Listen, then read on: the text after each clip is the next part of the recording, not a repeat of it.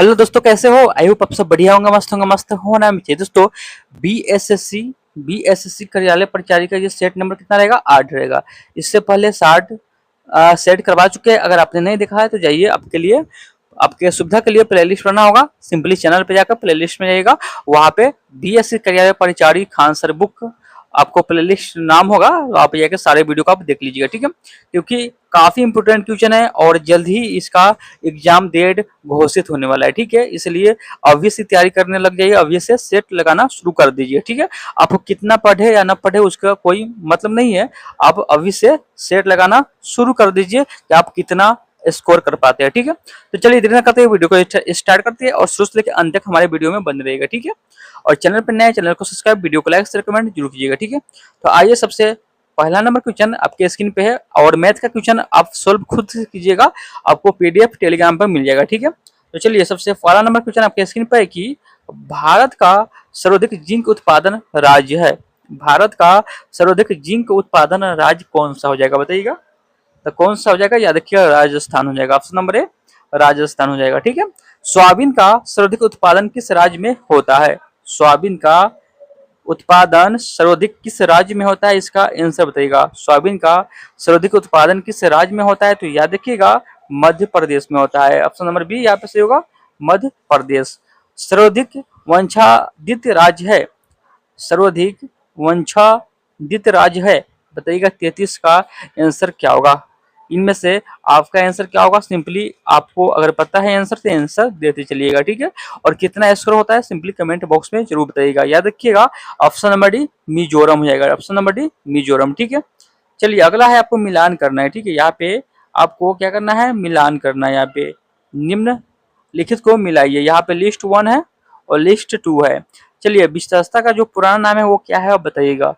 विशेषता का पुराना नाम क्या है? तो झेलम, झेलम नाम से याद रखिएगा, इसका नाम हो जाएगा झेलम, ठीक है।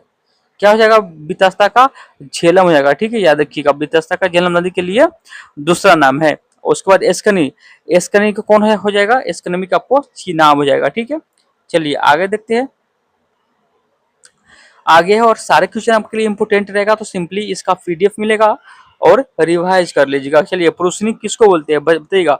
पुरुषनी का दूसरा नाम बताइएगा। पुरुषनी का याद रखिए, पुरुषनी के लिए रावी हो जाएगा। ऑप्शन नंबर यहाँ पे 5 होगा, रावी नदी। विपाशा का कौन होगा बताइएगा।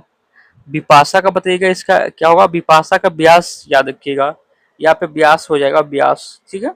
तो ब्यास नीचे था तो ब्यास हो जाएगा, याद रखिएगा, ठीक है। यहाँ पे कूट की बात करें, कूट की, ऑप्शन नंबर सी यहाँ पे सही हो जाएगा, कूट में, ठीक है। चलिए, अगला क्वेश्चन है 35 नंबर क्वेश्चन। इनमें से राष्ट्रीय राजनीतिक दल कौन है? इनमें से राष्ट्रीय राजनीतिक दल कौन है?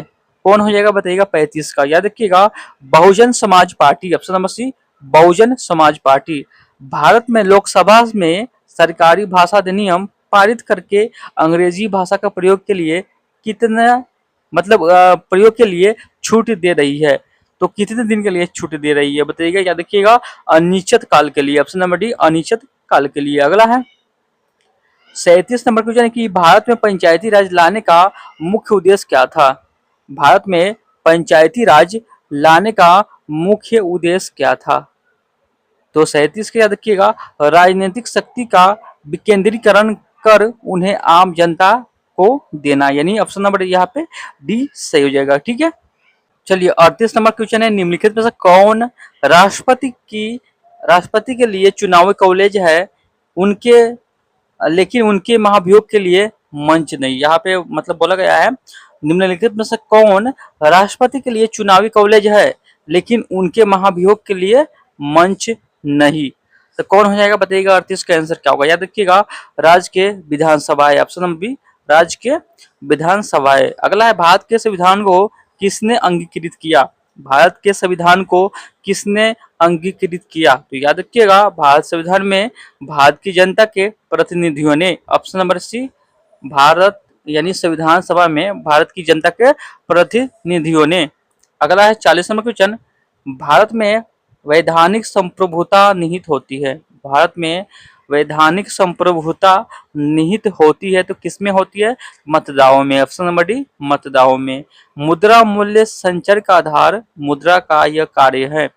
मुद्रा मूल्य संचय का आधार है, मुद्रा का यह कार्य है। बताइएगा कौन हो जाएगा, कौन से कार्य में आएगा बताइएगा। 41 का आंसर क्या हो गया? देखिए गौण कार्य में। ऑप्शन नंबर बी, गौण कार्य में। भारतीय रिजर्व बैंक द्वारा बैंक दर को कम करना संकेत है। भारतीय रिजर्व बैंक द्वारा बैंक दर को कम करना संकेत है। क्या संकेत है बताइएगा? 42 का। तो याद रखिएगा, बाजार के अधिकतम तरलता। ऑप्शन नंबर ए, बाजार में अधिक तरलता। अगला है, अल्प बेरोजगारी तब होती है, ये काफी बार पूछा जाता है। अल्प बेरोजगारी तब होती है जब क्या होता है? जब अपनी क्षमता से कम काम करते हैं। यानी अल्प बेरोजगारी तब होती है जब अपनी क्षमता, यानी क्षमता ज्यादा रहेगा और काम कम कीजिएगा, तो यही होगा। ठीक है, ऑप्शन नंबर सी यहाँ पे सही हो जाएगा। ठीक है, स्वराज हमारा जन्मसिद्ध अधिकार है और हम इसे लेकर रहेंगे, ये नारा किनका था बताइएगा।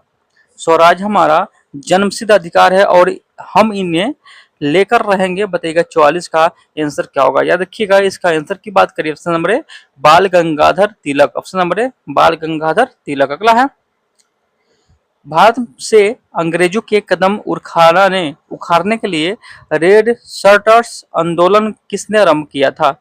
भारत से अंग्रेजों के कदम उखाड़ने के लिए रेड शर्ट्स आंदोलन किसने आरंभ किया था बताइएगा। किसने आरंभ किया? तो याद रखिएगा, Khan Abdullah Ghaffar Khan. Option number A, Khan Abdullah Ghaffar Khan. चलिए आगे देखते 46 नंबर क्वेश्चन। और 46 नंबर क्वेश्चन है कि रोलेट एक्ट कब पारित किया गया बताइएगा। रोलेट एक्ट कब पारित किया गया? रोलेट एक्ट कब पारित किया गया बताइएगा। रोलेट एक्ट जो पारित हुआ था वो 1919 में हुआ था। कब हुआ था? 1919 में, याद रखिएगा। ठीक है, ऑप्शन नंबर बी 1919 में।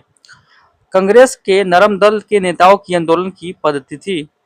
कांग्रेस के नरम दल के नेताओं की आंदोलन की पद्धति थी। क्या पद्धति थी? याद रखिएगा, राजा वमवध्य आंदोलन। ऑप्शन नंबर बी, राजा वामवध्य आंदोलन। ऑप्शन नंबर बी यहाँ पे सही हो जाएगा। मंगल पांडे का संबंध किस इन्फेंट्री से था? मंगल पांडे का संबंध किस इन्फेंट्री से था बताइएगा। 48 नंबर क्वेश्चन का आंसर क्या होगा? याद रखिएगा 34 NIC। ऑप्शन नंबर बी यहाँ पे सही हो जाएगा। अगला है, विजयनगर साम्राज्य के राजा कौन थे? कृष्णदेव राय थे।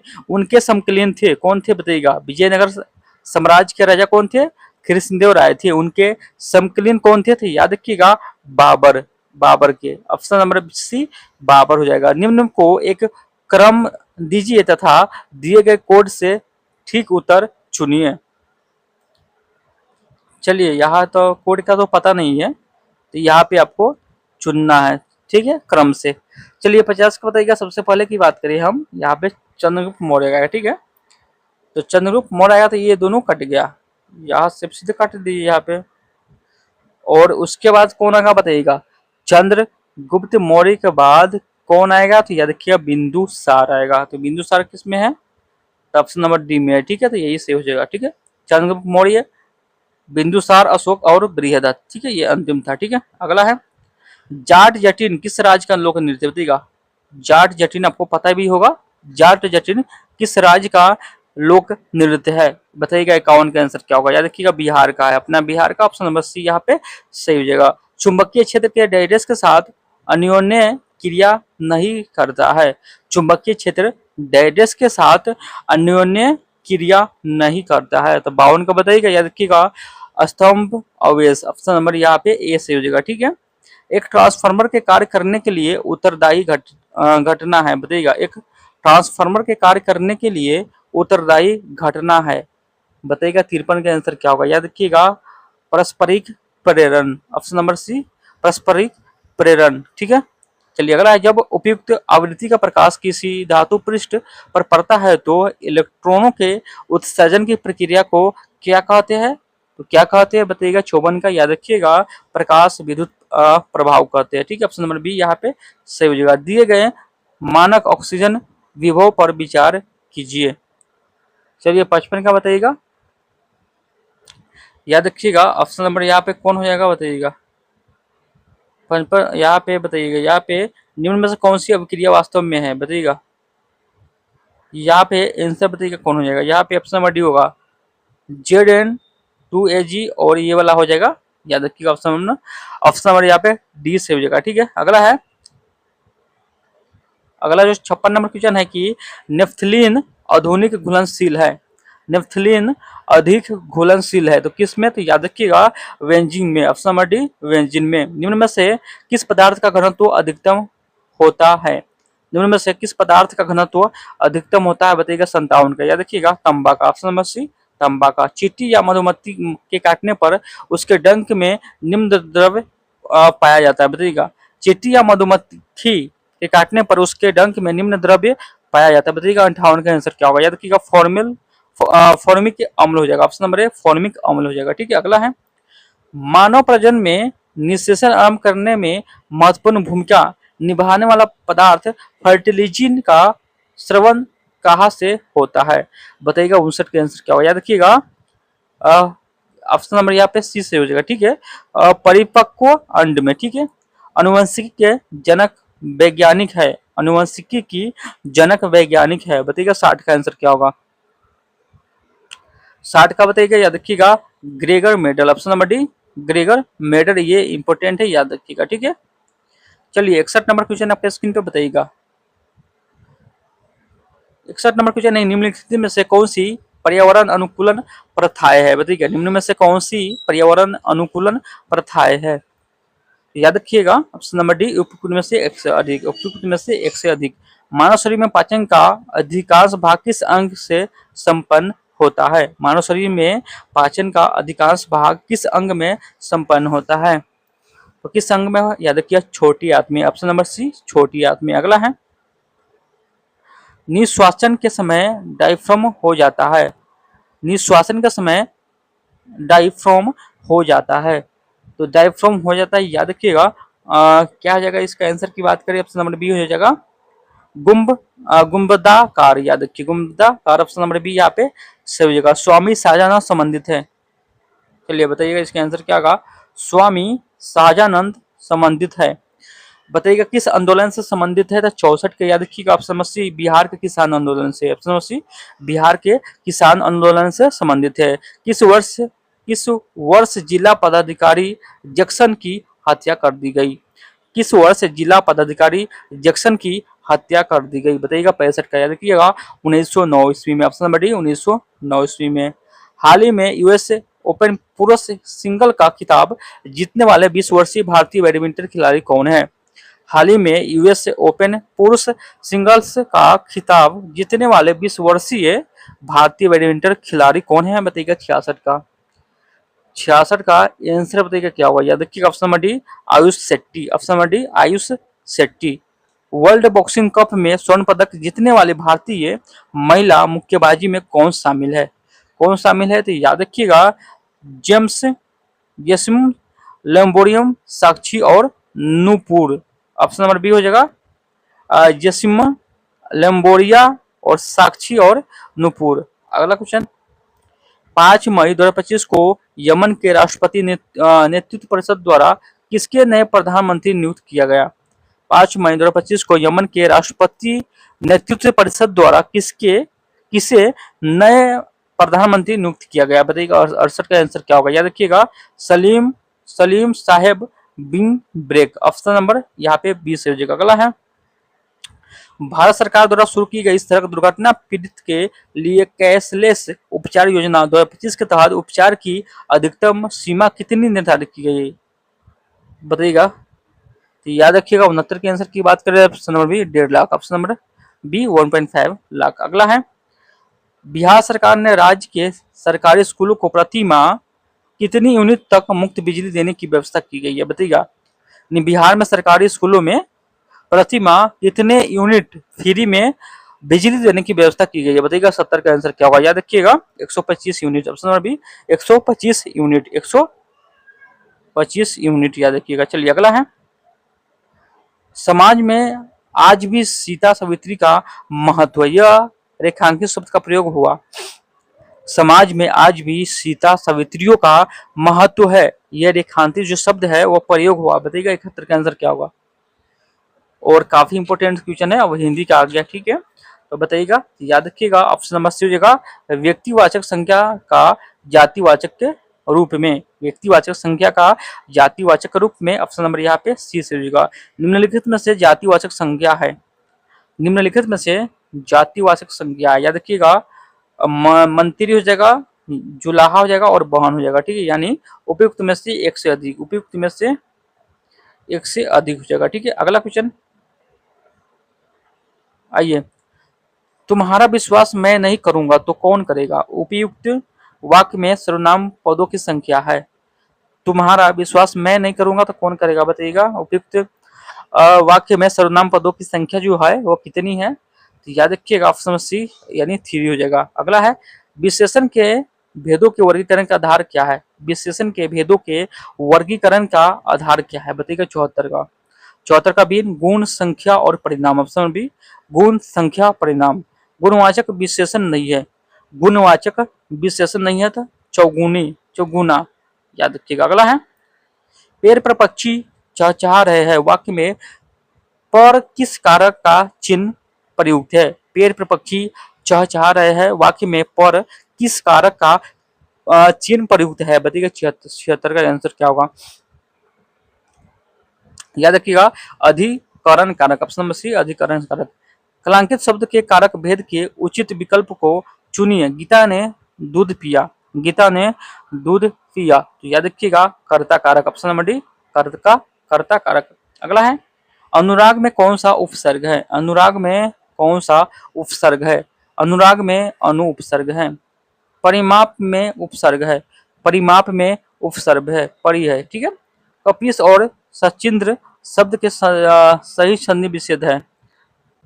कपीस और सचिंद्र शब्द के सही संधि विच्छेद क्या होगा, बताइएगा 80 का आंसर क्या होगा। याद रखिएगा कपि प्लस इस और सचि प्लस इंद्र, ऑप्शन बी। वध्यागम शब्द का कौन सा संधि विशेष सही है। वध्वागम शब्द का कौन सा संधि जो है सही है, बताइएगा 81 का आंसर क्या होगा। 81 का वधु प्लस आगम, ऑप्शन बी और वधु प्लस आगम। अगला है, जिस समास में अर्थ की दृष्टि से उत्तर पद प्रधान हो और पूर्व पद गौण हो उसे क्या कहते हैं। जिस समास में अर्थ की दृष्टि से उत्तर पद प्रधान और पूर्व पद जो होता है गौण होता है उसे क्या कहते हैं, तो उसे हम क्या कहते हैं, तत्पुरुष समास कहते हैं। ऑप्शन बी उसे तत्पुरुष समास कहते हैं। महापुरुष में कौन सा समास है, महापुरुष में कौन सा समास है, कर्मधारय समास है। ऑप्शन बी कर्मधारय समास। अगला है, नीचे लिखे वाक्य के लिए एक उपयुक्त शब्द बताइए। किसी के गुण दोष का समकिक रूप विशेषण, बताइएगा। नीचे दिए गए वाक्य के लिए एक उपयुक्त शब्द बताइए। किसी के गुण दोष का सम्यक रूप से विशेषण, 84 का बताइएगा। याद रखिएगा ऑप्शन बी समालोचना, ऑप्शन बी समालोचना। निम्नलिखित में शब्दों के लिए दिए गए विकल्प में से उचित वाक्यांश छाटिय अल्पहारी अल्पहारी हो, बताइएगा। 85 का आंसर क्या होगा, यानी कि जो कम खाता हो, अल्पाहारी जो कम खाता हो। चलिए अगला है, निम्नलिखित विकल्पों में से शुद्ध रूप का चुनाव कीजिए। यानी शुद्ध रूप कौन है उसका आपको चुनाव करना है। 86 का बताइएगा, याद रखिएगा दर्पण, ऑप्शन बी दर्पण। सजनता उज्ज्वल भ्रातागण उपयुक्त शब्द का शुद्ध रूप कौन सा है, बताइएगा। 87 का आंसर क्या होगा। 87 का चलिए देखते हैं और भी ऑप्शन है इसमें। 87 की बात करें सही आंसर की बात, इसमें आपको ऑप्शन नंबर सी होगा सौजन्य उजाला भातृगण और उपयुक्त, ठीक है। निम्नलिखित में से कौन सा वाक्य शुद्ध है, निम्नलिखित में से कौन सा वाक्य जो है वह शुद्ध है। 88 का बताइएगा आंसर क्या होगा। याद रखिएगा उपयुक्त में से एक से अधिक यानी सारे हो जाएगा, ठीक है। इनमें से सारे हो जाएगा। सही वाक्य का चयन कीजिए, सही वाक्य का चयन कीजिए, सही वाक्य का चयन कीजिए। याद रखिएगा आप असफल हो गए तो क्या करोगे, ऑप्शन नंबर ए यहाँ पे से हो जाएगा। इनमें से कौन सा अग्नि का परिवाची नहीं है, इनमें से कौन सा अग्नि का परिवाची नहीं है। याद रखिए तेज नहीं है, बाकी सब है, ठीक है। रजनी का परिवाची बताइएगा, उल्टा बताइएगा। परिवाची मतलब क्या होता है, उल्टा होता है।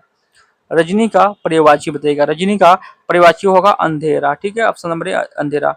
निम्नलिखित में से अमित शब्द का विलोम क्या होगा? विलोम मतलब भी होता है उल्टा। निम्नलिखित में से अमित शब्द का विलोम क्या होगा? बताइए 92 का। 92 का याद रखिएगा परिमिति हो जाएगा, ठीक है। निम्न में से अवंती का विलोम क्या होगा? अवंती का विलोम बताइएगा। 93 का आंसर क्या होगा? याद रखिएगा परिणति। अगला है पैर फैलाना। पैर फैलाकर सोना मुहावरे का सही अर्थ बताइएगा।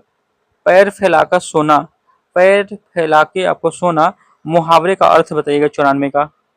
याद रखिएगा निश्चिंत होकर सोना, यानी कुछ मतलब निश्चिंत होकर सोना।